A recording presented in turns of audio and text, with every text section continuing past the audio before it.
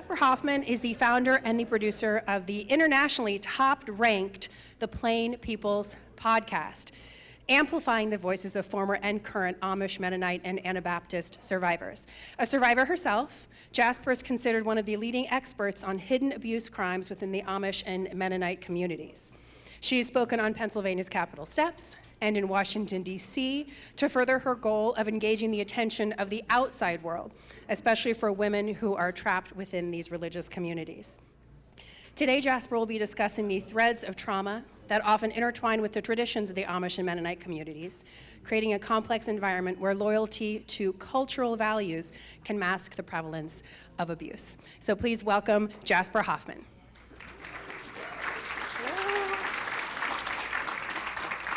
So I actually don't know anyone here, which is really fun, and Mary made me sound very cool.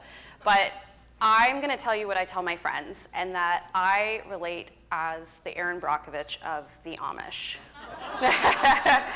I swear a lot, I wear gaudy clothes, and I'm not what you think whenever it comes to fighting social justices, but here I am.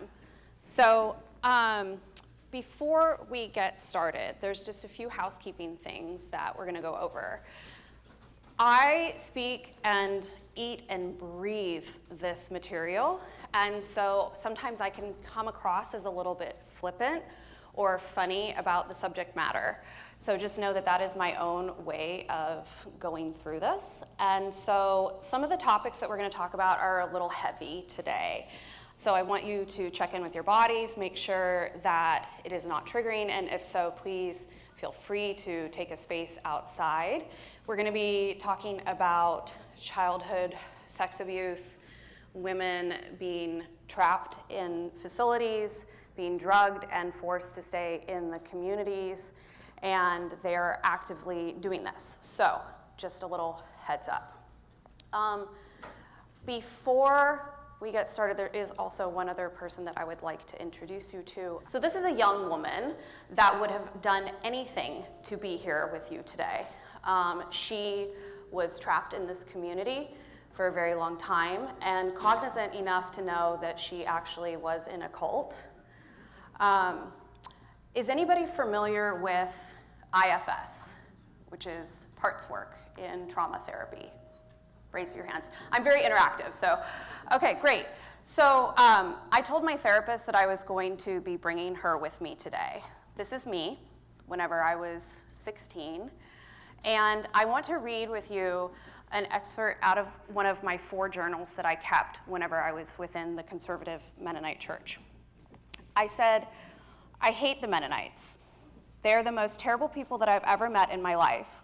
I always have so many mixed emotions about them. So many times I want to do something terrible to them, to hurt them in some way, but I cannot.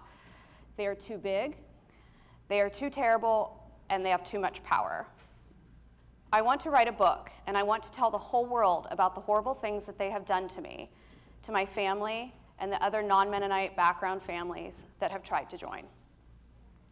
I think what's really important is that over the years I have learned how to actually hurt them, but not in a revengeful way.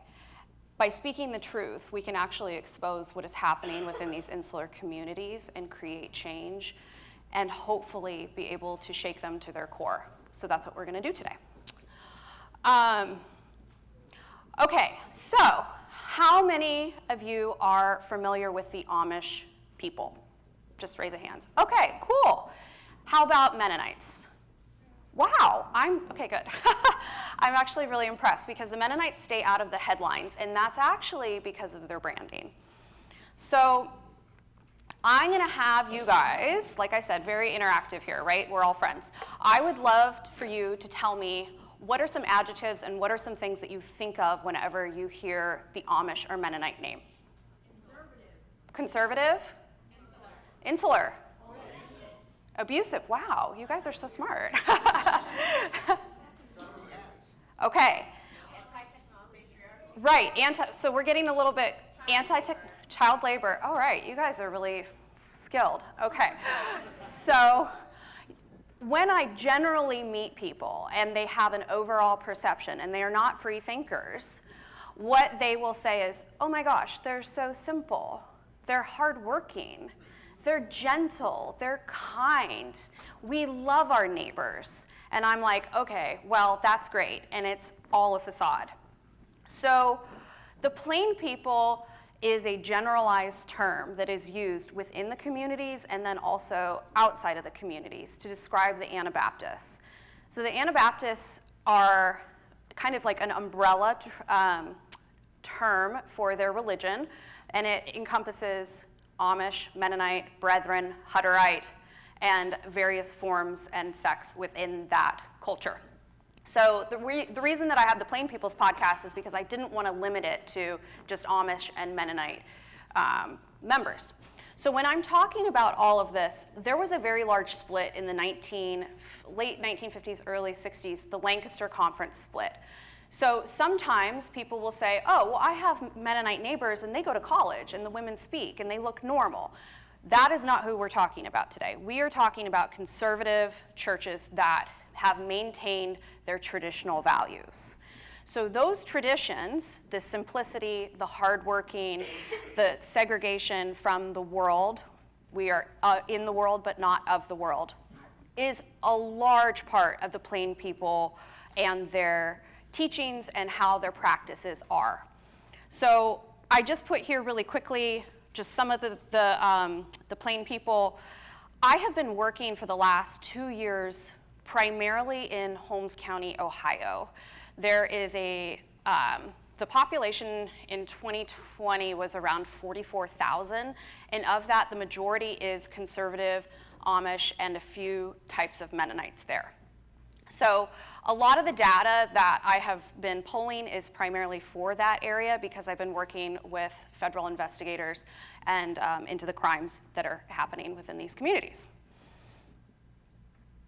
So, whenever I put together this slide, this was probably, I don't know, we've been talking about me coming for about a year now, and so much has happened within the past couple months. Initially, I thought that we were going to be talking a lot about the trauma, and I'm still going to talk about those things, but I should have really titled this, What the Fuck is Going On in the Amish and Mennonite Church? So moving forward, that's what we're going to be talking about, what the fuck is going on.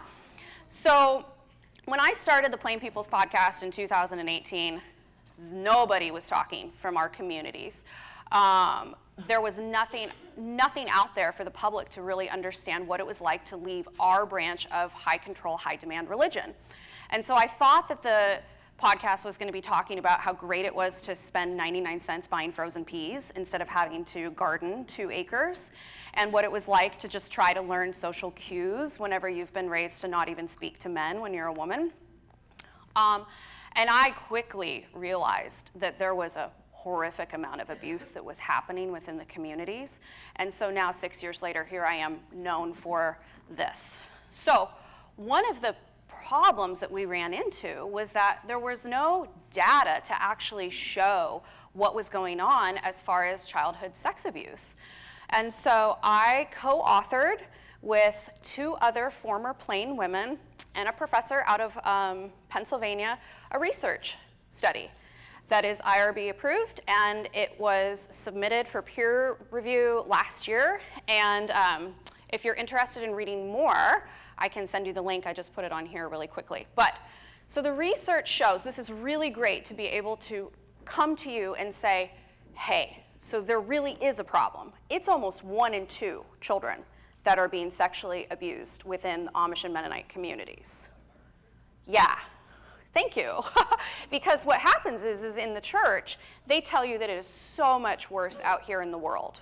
So if you think that things are, you know that this is happening, and this is just what people felt comfortable sharing. I know that the numbers are higher, but I can't tell you that because I have to go with the research. But those numbers are actually higher. So if you know that that's your reality, and then you have church leaders that are telling you that it's so much worse out here, you're going to stay in, right? Because how are you going to have anything to compare it to? So of that, here's the thing, is that 9% were actually really unsure if they had been abused. Can anybody tell me why they think that that would be? Right. And do you guys know that in the conservative Amish churches and some of the conservative Mennonite churches, English is not your native language? Right. So when you look at it from that perspective, you have to understand that they don't have the actual words to say, I am being abused. That is not a word. And so what the church does, the traditions, tying back into what I'm supposed to be talking about, the traditions here are manipulating certain words to weaponize against their members so that they can't speak out. So when they preach to you about masturbation, what they actually call it is self-abuse. So when we're asking a sweet little innocent victim who's 8 years old if he's been abused, he's going to say no because he doesn't want anybody to know that if he's masturbating or not. Right. The other thing is that we have to look at the social hierarchy and how the church is run with its leaders. There is so much fear over leadership that when a woman is taken and sat down and has the courage to report, she's so intimidated by looking at somebody in an official uniform asking questions because the church interrogates you continually whenever you are in it, that she will oftentimes have a trauma response. Now for me, I've been doing EMDR, like I said, and parts work, and one thing that I've noticed is I quickly disassociate. Like I am just gone out of the room. And so that's me after being out of the church for 20 years. What is it like for a woman that is in the church and that has been sat down by the ministry continually, and then she has somebody in authoritative position asking her questions? She's just going to absolutely disassociate. So that's what the research shows right now. Here are the main types of abuse that are occurring within the conservative churches. We have labor trafficking. I actually helped with the Department of Labor on a case 2 years ago where there are, we'll get into this, there are facilities and boys' farms, there's almost 70 of them within the United States alone, where they will ship children off and women, and then part of their rehabilitation program is to, of course, make them work. So they are labor trafficking, they are sex trafficking, majorly. I'm working with Homeland Security on a sex trafficking case in Ohio right now, and it's pretty solid. It's really bad. Child trafficking, the church loves to absolutely remove children out of the home and ship them across state lines or even in state lines, right? Because trafficking can happen in your local communities as well. It doesn't have to be shipped across state lines, but yes, so we have child trafficking. We have drug and firearm trafficking. For the cartel out of Mexico. We have kidnapping, rape, a lot of DV. Bestiality is a really big topic that is not discussed a lot, but that is occurring. We have a lot of money laundering and medical fraud and malpractice. So this is David, who has passed away, but he was actually incarcerated for, how many did he finally? He pled to 20 felonies. And in the interim, before he was sentenced, the court system just sent him to one of the Amish and Mennonite run facilities because they oftentimes will do that instead of actually putting them in jail where they belong. There's a lot of bias. So if you look at this picture, the girl, I should say the woman, on the left is actually me last year. I started going undercover into these mental health and behavior facilities to try to understand what was going on. These were weaponized against me whenever I was a teenager, and they've just only grown in popularity within the churches. So this one, Gilead's Balm Wellness Center, I snuck in there and just to see what was going on. And so what I discovered over the last 2 years are these are the main barriers found in the plain churches. We have the ministry, we have the 7 elders, which sounds very much like Harry Potter, I know. Whenever they told me that, I was like, wait, what? And basically, everybody all of the rules in the churches are actually coming from the eldest 7. And they are unfortunately abusers themselves, and so they are creating laws and ways to protect themselves and also abusers within the church so that they're not prosecuted. We have the steering committee, which actually acts as liaisons between Congress and the Amish churches. The restoration team, the facilities, like I said, the Amish and Mennonite tourism. I want to stop here really quickly, because this is a really big component of why you guys don't know about the levels of abuse that's happening. So I said that Holmes County, Ohio, has 44,000 occupants within I think it's like 400 square mile radius. So it's pretty small, right? How much do you think generated last year in Amish tourism money, just in that county alone? Okay, 1 billion? Billion? Okay, anybody else? I'm gonna pull this up so I look like a smarty pants because I wrote it down so I wouldn't forget it. $313 million came in. That's a lot of money for 44,000 people. Now, let's play pretend. If you were an elected official and that amount of money was coming into your county, what would you do to keep abuse out of your headlines? Right. Why do you think that the sheriff has been elected and been the sheriff for Holmes County for 24 years? Bingo. So follow the money, right? There's a lot of money within these churches. They are not plain and simple people. The whole system is designed to protect abusers and to profit off of the branding of the Amish and Mennonite communities. They've done an exemplary job of branding themselves. Like almost more than half this room knew who the Amish and Mennonites are. We know and associate them with furniture and butter that's salted with the tears of children.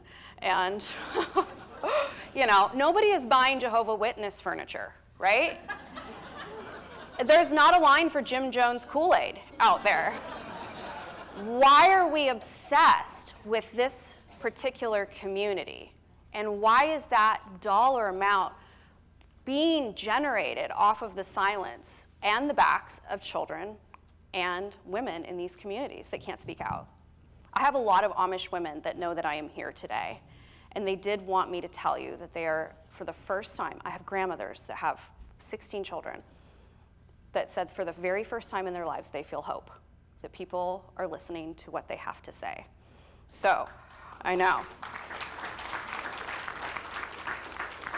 So I really appreciate not only me and my 16-year-old self for you paying to come sit here and listen to me talk, but for them too. So these barriers, we have the Businessmen's Club, the Ministry Club, and the language, local law enforcement. This is where it's getting really tricky in some of these communities because the tradition of being separate from the world is really actually not, and it's lining the pockets of a lot of corruption. One of the reasons why there's not more abuse cases in the headlines, aside from all the shit that I just talked about, is that this is an actual flow chart of how abuse is supposed to be reported within the church. These are the guidelines. Anybody want to guess what happens if you go outside of the guidelines? Right. What does that look like? What do you think? Cut off from family, right? Cut off from resources. Bingo. That's a big one. Cut off from resources. Shunned, yeah. So I have many women that I know that have been banned for actually trying to report their husbands, and that means that they're cut off from resources, and they don't know that they have access to resources on the outside. Maybe a lot of them don't have social security numbers, right? They don't have birth certificates. They don't exist. And so if you try to go to, and they don't even know about disability, Medicaid, anything, which in today's political world, like maybe that's going to be gone, right? But for right now, those resources are available for women like this, and they have no idea that's even an option or where to go. So when we look at the flow of what we're supposed to be doing when we are reporting abuse, first thing that you do is actually go to the ministry. So the ministry is it's like the Ministry of Magic, exactly. I keep, it's all an illusion, right? And so these are men that are self-appointed pretty much through the church, and they make and govern all of the decisions. Everybody here, nobody in the community has more than an 8th or 10th grade education. Nobody has training on anything at all. They are just in charge. So you're supposed to go and report what's going on to the ministry. So then the ministry will consult with what's called the restoration team. Once again, self-appointed people that are there to make all of your life decisions and to decide what they're going to do with you. If you are a woman and your husband is abusive, oftentimes they will ship you away to a facility and remove your children outside of the home. So you can lose your family without any access to getting them back, and lose whatever small amounts of freedom that you have for up to 1 to 3 years. Would you report? Right. Then they go to the offender and basically ask them. Now, oftentimes the offenders, we'll see this in the court system too, the offenders really do immediately admit guilt, right? Because when they think about sin, lying is the same equivalent as strangling your wife or raping your 4-year-old. It's all the same. So they're going to go to the offender, and the offender is going to say, yeah, I did this. They'll then go to the parents. So notice the time lapse. This is not like all happening rapidly, right? We're looking at weeks to months before law enforcement ever gets involved, if they do. The only time that law enforcement will be notified and called is when a support group or a restoration team group, somebody actually puts together an accountability plan, which I have copies of if anybody would like to look at this shit. And it's smoke and mirrors. But if you've never had anybody from the outside tell you, hey, yeah, this is not going to hold up in court, you believe that it's real. Like, they have forged like the fact that they are working with law enforcement and CPS, and it's all bullshit. So law enforcement, unfortunately, will be notified months down the road, like sometimes 6 to 9 months after all evidence is removed. Everybody's been gaslit. The poor victim is oftentimes just absolutely terrorized, and so they're not going to say anything at all. Consequences of speaking out. I have a woman that has 9 children in Ohio. I love her. I absolutely love this woman so much.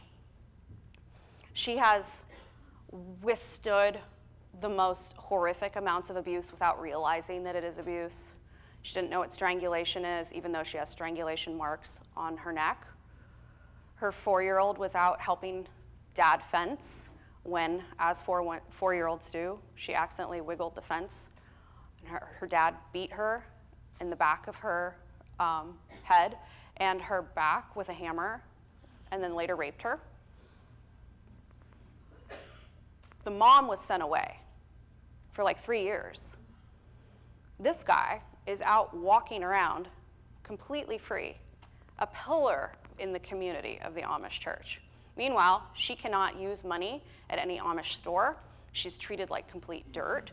She has an order of protection against him, and every week she is harassed by the church to release that, so that way they can put the family back together. It's horrible, and she's so terrified. She doesn't know. She has no idea that she has any sort of rights. These facilities, there's a picture here below of a woman standing in front of a board. That was another facility that I snuck into as a, just very demure Mennonite woman last year. And these women don't want to be here. There's jammers in all of these facilities so that none of the recordings can be recorded, used. They're lying to law enforcement about the age of children that are in these places. They force them to work. They profit off of them. And these moms, all they are doing is paying for the crimes of their husbands and for reporting them, or even just coming to the ministry and saying that they are being abused. Children are removed from the home very aptly. Now, this is something that's more common in Mennonite homes than in Amish homes I've seen. And Mennonites love to yank children.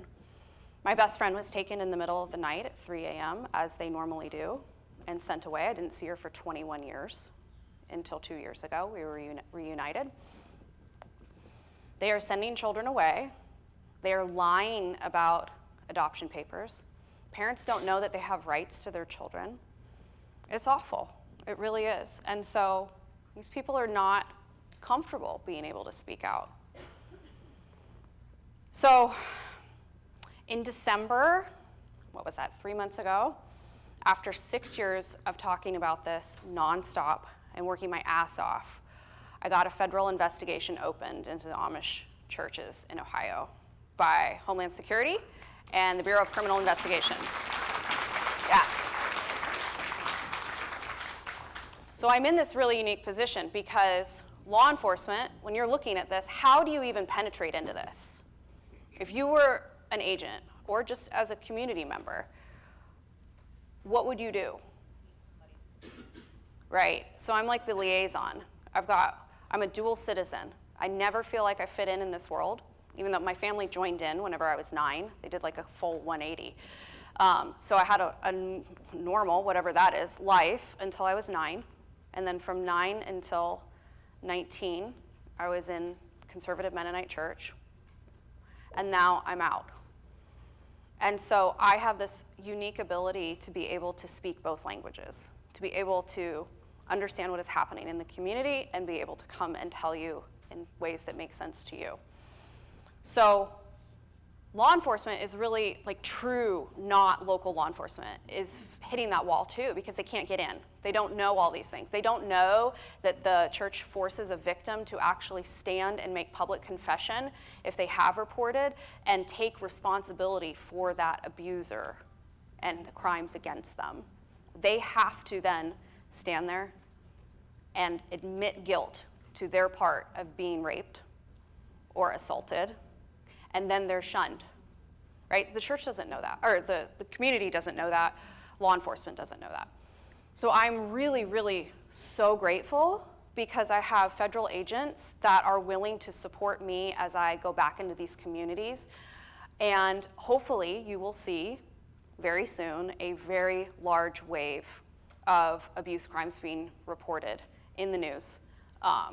Specifically in Holmes County, Ohio. That's where I've been working the last 2 years. And then I've just recently been asked to come to Lancaster, Pennsylvania. So I've been holding and hosting secretive meetings with women, much like tomorrow's Stitch and Bitch, that's what I kind of call it.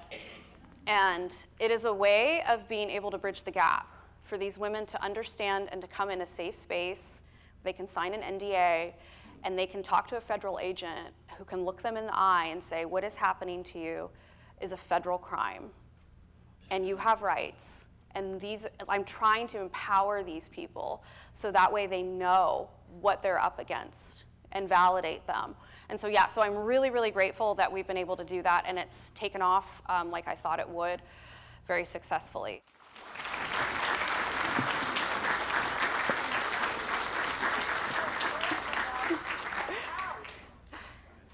Thank you for coming today. Yeah. Do the Plain people recognize or acknowledge that they're part of the United States and subject to the federal laws? Oh, this is such a good question. They think they're above the law. They actually preach this. I have sat through a whole dog and pony show of the Amish abuse awareness meetings where they inform their members that the government and the world actually model their systems after the church systems and look up to them. So while they pay taxes, it's interesting because like whenever I was meeting with Homeland Security last month in this women's meeting, like I'm always really scared that I'm going to oversell this, right? And so especially when you finally get the feds in and you're like, oh my God, please, I hope this is worth it. And at the end, she told me, Jasper, if anything, you've undersold just how bad this is. She said, they are treating the church like a reservation, but there's no federal laws to be able to protect them. So the church really feels like they're untouchable. These men do. So while they say that they should abide by the laws and the government, they don't. But nobody's held them accountable, right? So why would you? Like they don't have, in Holmes County, Ohio, they are exempt from having to do jury duty because they're Amish. Who does that? Once again, going back to like the LDS, like did Warren Jeff's group get that? I don't know, but yeah. Does that answer your question? Yes. Okay. Thank you. Yeah. Understanding indoctrination, how do you get through that when you talk to these women? So that is a stretch for me. I meet people where they're at, right? I try so much to be Switzerland. And that has taken a lot of healing on my behalf, where I can sit and listen to somebody who's very faith-based, and these women are, right? They will say, oh, I've just been praying to God, and I'm like, well, I'm here, you know? I don't know if I'm what the church would consider like God's messenger, but so it takes a lot to be able to sit down and hold space and to know your scripture. I still have to remember all that shit and be able to like spout it off, because that builds trust and rapport. The biggest thing that I tell them initially, I am not here to get them out of the church. Like, this is a dumpster fire out here, especially right now in the political climate. I want people to be able to stay in and be safe and make their own choices with agency. So I try really hard to meet them in that level of, and also be able to support them as they kind of start questioning things. Okay. So it takes a lot, Yeah. and I have to bite my tongue a lot. Let me imagine. So my second question, you kind of hit on it.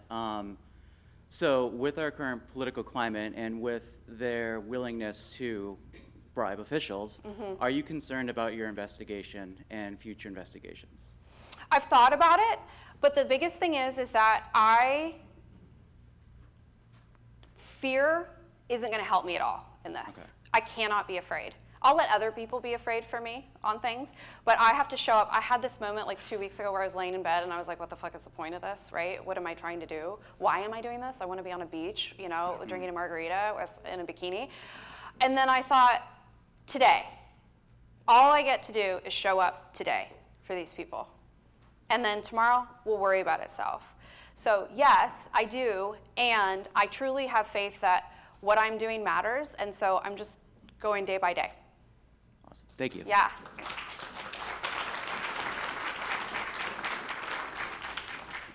You've talked about helping out women and children throughout this.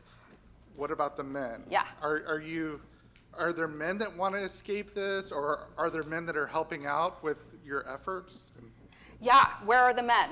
Great question. And I'm really glad that you said that, because I normally don't like to generalize, right, and keep it, because there are a lot of male survivors in the communities. The difference is that there's a lot of male privilege.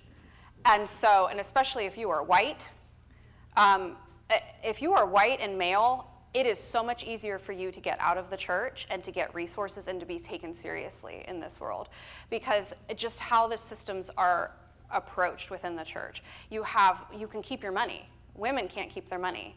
So starting at a young age, a lot of boys, if they want to leave at 18, 19, they have the funds to do so.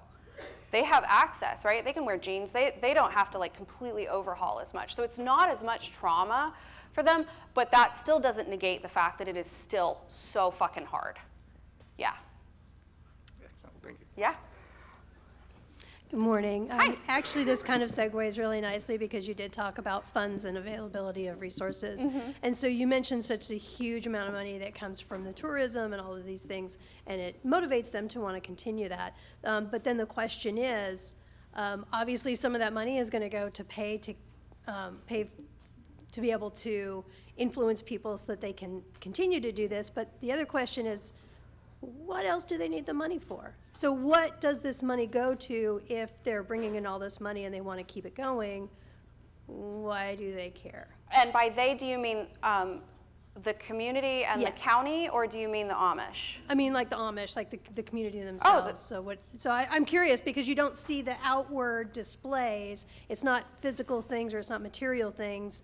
As far as that's what kind of the branding is that you were talking about. Is they're supposed to come across as very simple and plain and those types Right. of things. So then the question is, what do they want money for? Power. Besides the influence to be able to keep doing what they're doing. Power. Yeah, the power aspect. So there's a social caste system that is not spoken about, but it exists, right? And so if you are from a certain family and that you are, like I mentioned, the businessmen's club, like those are prominent men in the community that have millions to billions of dollars. So they will walk into the auction with $70,000 of cash. What are they buying? Women, silence, all of these things. And they also really, I mean, the general idea from the world is that the Amish live in kind of like, these really modest homes. No. Like, I'm always laughing. I'm like, I'm in these Amish homes. I'm like, man, this is really nice. Somebody has Pinterest because they're beautiful, and they just have access to wealth. They have a lot of money. But then that money will go back in and it will support maybe the widows or somebody that doesn't have access to money. But then they can control your membership status with that. Thank you so much, Jasper. Thank you.